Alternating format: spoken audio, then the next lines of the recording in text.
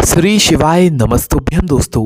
आप सभी लोग जानते होंगे कि 20 मार्च 2023 को सोमवार का दिन है, साथ ही में इस दिन है मासिक शिवरात्रि। इसीलिए इस दिन का महत्व बहुत ज़्यादा बढ़ जाता है। और आज की इस वीडियो में हम आपको मासिक शिवरात्रि के दिन किए जाने वाले कुछ ऐसे विशेष उपाय बताने जा रहे हैं जिन उपायों को करके आप अपने जीवन में बहुत सारी खुशियाँ पा सकते हैं, बहुत सारी दुख और समस्याओं से आपको छुटकारा मिल सकता है। बस उपाय को करते समय मन में पूरा विश्वास होना चाहिए, पूरी श्रद्धा होनी चाहिए। तो आइए जानते हैं कौन से वो उपाय हैं जो कि आप लोग इस 20 मार्च 2023 को आने वाली मासिक शिवरात्रि और सोमवार के दिन कर सकते हैं, जिसका बहुत ही बड़ा और विशेष महत्व यहाँ पर है।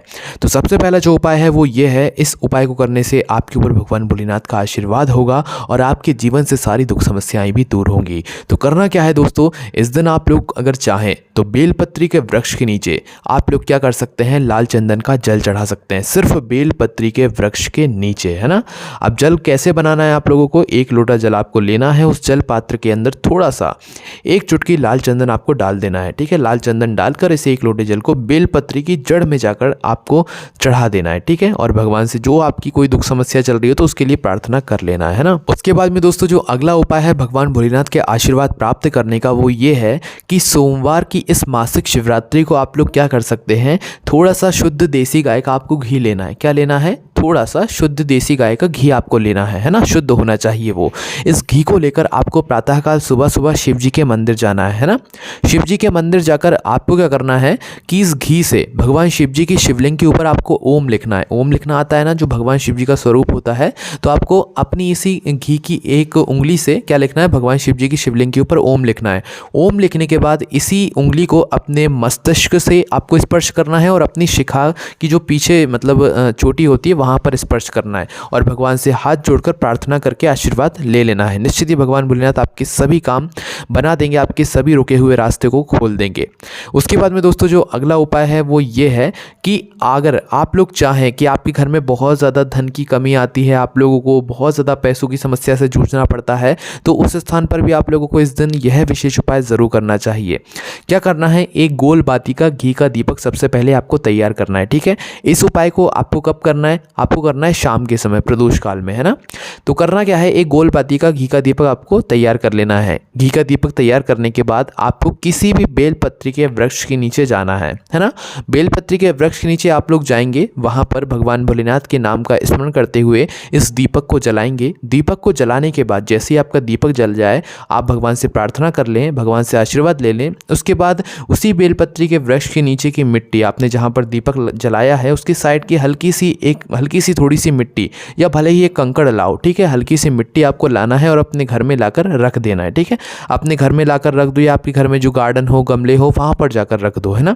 इससे होगा क्या कि जो भगवान भोलेनाथ का जो आशीर्वाद है वो आपके घर में रहेगा, तो आपके घर में कभी भी धन की पैसों की समस्या नहीं आएगी, ठीक है। पर इस उपाय को करने का एक नियम है कि आप इस उपाय को 4 से 5 सोमवार तक ज़रूर करें, ठीक है। आपके घर में धन की समस्या दूर हो जाएगी और इस दिन से करना शुरू करेंगे तो आपको फल बहुत जल्दी देखने को यहाँ पर मिल जाएगा, है ना। उसके बाद में दोस्तों जब आप लोग इस मासिक शिवरात्रि के दिन भगवान भोलेनाथ के ऊपर एक लोटा जल चढ़ाने जाएंगे, तो एक लोटा जल चढ़ाने के बाद भगवान शिव जी से आपको एक प्रार्थना ज़रूर करनी है। कैसे करोगे, आपने एक लोटा जल चढ़ा दिया, बेलपत्र चढ़ा दी, फूल चढ़ा दिया। उसके बाद आपको नंदी बाबा के पास आकर बैठना है। 2 मिनट नंदी बाबा के पास चुपचाप बैठना है। भगवान भोलेनाथ को नंदी बाबा के पास बैठकर निहारना है। निहारने के बाद आपको मन ही मन जो है भगवान शिव जी से ये बोलना है कि भगवान शिव जी, आज बहुत अच्छा दिन है, सोमवार का दिन है, मासिक शिवरात्रि है और आप बहुत दिन से हमारे घर पर नहीं आए हो, तो आज आपको हमारे घर पर ज़रूर आना है। मतलब ऐसा आपको एक भगवान शिव जी को निमंत्रण देना है बहुत ही प्रेम और भाव से, जिससे कि भगवान भोलेनाथ आज आपके घर ज़रूर आए, मतलब मासिक शिवरात्रि सोमवार के दिन ज़रूर आपकी कराएं। तो ऐसी आपको मनोकामना करके अपने घर भगवान का आशीर्वाद लेके वापस आ जाना है ना। उसके बाद में दोस्तों इस मासिक शिवरात्रि के दिन, सोमवार के दिन, आप 11 बेलपत्री का बहुत ही विशेष उपाय कर सकते हैं। 11 बेलपत्री के उपाय में आपको करना क्या है कि सबसे पहले तो आपको 11 बेलपत्री इस दिन ले लेनी है, ठीक है। इस 11 बेलपत्री को आपको प्रातःकाल सुबह सुबह लेकर भगवान शिव जी के मंदिर पहुंचना है ना। अब 11 बेलपत्री को चढ़ाना कैसे है वो आपको यहाँ पर ध्यान से सुनना है। देखिए, सबसे पहले तो आपको जो है 11 बेलपत्री की बीच वाली बड़ी पत्ती पर चाहें तो एक चंदन लगाकर मतलब चढ़ा सकते हैं, ठीक है। मतलब बीच वाली बड़ी पत्ती पर चंदन लगाकर चढ़ा सकते हैं, ठीक है। तो करना क्या है, सबसे पहले आप लोगों को एक एक बेलपत्री को चढ़ाना है। 11 बेलपत्री आपके पास है, एक एक बेलपत्री को श्री शिवाय नमस्तुभ्यम बोलकर आपको चढ़ाते जाना है। चढ़ाने के बाद आपको लोग करेंगे क्या, 10 बेलपत्र आपको श्री शिवाय नमस्तुभ्यम बोलकर चढ़ा देना है एक एक करके, है ना। उसके बाद में जो 11वीं बेलपत्र होगी, इस 11वीं बेलपत्र पर आपको एक चावल का दाना या पीला चंदन तो ज़रूर ज़रूर ज़रूर लगा कर रखना है, और उसके बाद भगवान शिव जी के ऊपर अपनी मनोकामना को करते हुए समर्पित कर देना है, ठीक है। समर्पित जब आप लोग करेंगे तो भगवान भोलेनाथ का आशीर्वाद आपके ऊपर होगा। आप जिस मनोकामना के लिए ये उपाय कर रहे होंगे, आपकी वह मनोकामना भी पूर्ण ज़रूर होगी। उसके बाद में दोस्तों जो अगला उपाय है वो ये है कि सोमवार के दिन भगवान शिव जी पर चावल चढ़ाने का एक विशेष महत्व होता है। साथ ही में मासिक शिवरात्रि भी है, तो बहुत ही बड़ा विशेष महत्व होगा। अगर आपकी कोई विशेष मनोकामना है तो भाई उस स्थान पर आप लोग क्या कर सकते हैं कि 108 चावल के दाने अपने घर से गिनकर लेकर जा सकते हैं, और 108 चावल के दानों को गिनकर लेकर जाकर भगवान भोलेनाथ के मंदिर पहुंचकर भगवान शिव जी पर एक लोटा जल चढ़ाकर अपनी पूजन अर्चना करने के बाद भगवान शिव जी के पास आपको बैठना है। बैठने के बाद एक एक चावल का दाना श्री शिवाय नमस्तुभ्यम बोलकर भगवान शिव जी की शिवलिंग के ऊपर आपको चढ़ाते जाना है, ठीक है। एक एक दाना एक एक करके चढ़ाते जाना है, ठीक है। चढ़ाते जाओगे और आखिरी वाला जो 108वां चावल का दाना होगा, उस दाने को चढ़ाते समय आपको अपनी मनोकामना भगवान शिव जी से बोल देनी है, ठीक है। विशेष फल की यहाँ पर आपको प्राप्ति होगी। उसके बाद में दोस्तों जो अगला उपाय है वो ये है कि इस दिन अगर आप लोग भगवान शिव जी के मंदिर ना जा सकें, आप बहुत व्यस्त चल रहे हैं, तो इस दिन दोस्तों भगवान शिव जी का जो मंदिर होता है, उस मंदिर की शिखर का मात्र दर्शन कर लेने से भी भगवान भोलेनाथ की कृपा आप पर बहुत बड़ी हो जाती है ना। सिर्फ भगवान भोलेनाथ का जो शिखर होता है ना, जो मंदिर के ऊपर लगा हुआ होता है, अगर आपके पास समय नहीं है तो बस आप उसका दर्शन ज़रूर कर लेना, आपको बहुत फल की प्राप्ति हो जाएगी, भगवान भोलेनाथ का आशीर्वाद आपके ऊपर हो जाएगा। उसके बाद में दोस्तों आप सभी लोग जानते हैं कि अभी बच्चों की परीक्षाएँ चल रही हैं, 10वीं 12वीं के पेपर चल रहे हैं, तो इस बीच में आपको भगवान भोलेनाथ का आशीर्वाद प्राप्त करने के लिए बच्चों से यह उपाय ज़रूर करवाना चाहिए, और आप खुद देखेंगे कि इस उपाय को करने का कितना विशेष यहाँ पर आपको फल मिलता है। यह उपाय आपने पहले भी सुन रखा है, पर हम आपको फिर से बता देते हैं ताकि आप लोग इस उपाय को करके आप भगवान भोलेनाथ का आशीर्वाद प्राप्त कर लें, और आपका जो रिजल्ट आता है उसमें भगवान भोलेनाथ का आशीर्वाद कहीं ना कहीं छिपा हो। तो करना क्या है दोस्तों, एक बेलपत्री आपको लेना है। एक बेलपत्री को लेकर उसकी बीच वाली बड़ी पत्ती पर हल्का सा शहद लगाना है, ठीक है। हल्का सा शहद आप लोग लगा लेंगे। हल्का सा शहद लगाकर उस बीच वाली बड़ी पत्ती पर पूरे में आपको शहद को फेर लेना है, ठीक है। पूरे में शहद फेरने के बाद आपको करना क्या है कि एक बेलपत्री की बीच वाली बड़ी पत्ती पर शहद लगाने के बाद भगवान शिव जी के मंदिर पहुंचकर प्रातःकाल सुबह सुबह अपने बच्चे को लेकर जाना है, जो कि इस समय पेपर दे रहा है, एग्जाम दे रहा है, और उसको कहीं ना कहीं डर है कि भाई वो पास हो पाएगा कि नहीं हो पाएगा, या वो चाहता है कि भाई उसका जो है बहुत अच्छे नंबर से वो पास हो। तो उस स्थान पर उस एक बेलपत्री की बीच वाली बड़ी पत्ती पर हल्का सा शहद लगाकर आपको इसे भगवान शिव जी की शिवलिंग के बिल्कुल ऊपर बीचों बीच चिपकवा देना है अपने बच्चे के हाथों से, ठीक है। जैसे ही चिपकवा दें उसके बाद भगवान से प्रार्थना कर लेना है कि आपका जो मतलब परिणाम आने वाले हैं पेपर के, वो बहुत अच्छे आएँ, और भगवान भोलेनाथ का आशीर्वाद से वो बहुत अच्छे परिणाम उससे बने, है ना। ऐसे ही आपको भगवान शिव जी से जो है अपनी मनोकामना कर देनी है। उसके बाद में दोस्तों एक और बहुत ही विशेष उपाय है जो कि आपको इस दिन ज़रूर करना है। इस दिन जब आप लोग भगवान शिव जी पर जल चढ़ाने जाएँ, जल चढ़ा दें, आपकी पूजन अर्चना हो जाए, उसके बाद आपको करना क्या है कि अपनी कोई भी विशेष मनोकामना के लिए अपने सीधे हाथ की हथेली को लेना है ना। सीधे हाथ की हथेली को लेकर आपको करना क्या है कि जो भगवान शिव जी की जो जलाधारी होती है, जैसे हम भगवान शिव जी पर जल चढ़ाते हैं, तो जल चढ़ाने के बाद जो जल मतलब पूरे स्पर्श करता हुआ जलाधारी से गिरता है, तो जलाधारी से जहाँ से जल गिर रहा है वो आखिरी छोर जलाधारी का, उस जलाधारी के आखिरी छोर पर आपको क्या करना है कि अपनी हथेली को रख देना है, ठीक है। अपनी हथेली को वहाँ पर रख कर आपको अपनी आंखें बंद करके श्री शिवाय नमस्तुभ्यम बोलकर जो 2 मिनट तक 102 मिनट तक श्री शिवाय नमस्तुभ्यम का जाप करना है। उसके बाद आपको अपनी मनोकामना बोल देनी है। कहाँ पर हाथ रखना है, जहाँ पर से जल गिरता है, ठीक है। मतलब जहाँ से जो आखिरी जल छोर होता है ना जल गिरने का, वहाँ पर हाथ रखकर, हथेली रखकर, सीधे हाथ की हथेली रखकर आपको अपनी मनोकामना बोल देनी। पहले 1 से 2 मिनट तक श्री शिवाय नमस्तुभ्यम का आपको जाप भी ज़रूर करना है ना।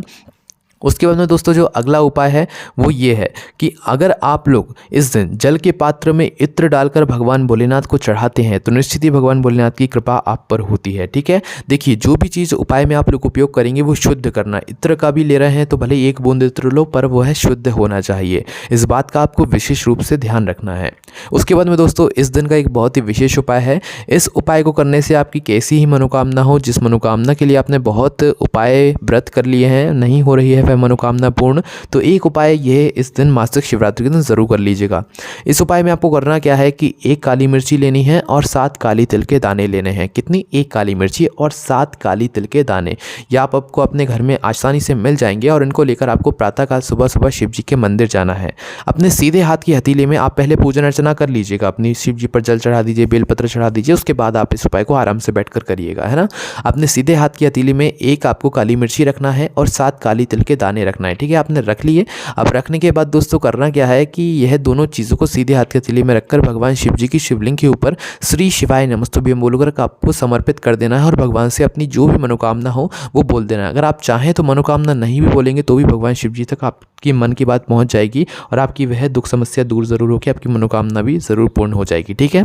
और दोस्तों इस दिन एक बेर चढ़ाने का भी बहुत ही विशेष महत्व होगा। अगर आप लोगों को एक बेर मिल जाए, आपको ज़्यादा बेर नहीं मिल रहा है क्योंकि ये मौसम बेर का है तो आसानी से आपको मिल जाएंगे, तो अगर हो सके तो इस मासिक शिवरात्रि के दिन एक बेर आप भगवान शिव जी पर ज़रूर चढ़ाएं और अपने घर में ऐसी प्रार्थना करें कि कभी कोई रोग बीमारी आपके घर में किसी को ना घेरे। उसके बाद में दोस्तों एक मासिक शिवरात्रि का बहुत ही विशेष उपाय है उन लोगों के लिए है जिनको चश्मा लगा हुआ है और जो चाहते हैं कि भाई उनकी आंखों से चश्मा उतर जाए, उनकी आंखों की रोशनी बहुत अच्छी हो जाए, ठीक है, वो भी और लोगों की तरह बिना चश्मे के देख सकें। तो उस स्थान पर मासिक शिवरात्रि के दिन रात्रि को 12 बजे आपको भगवान शिव जी के मंदिर जाना है शहद लेकर, ठीक है।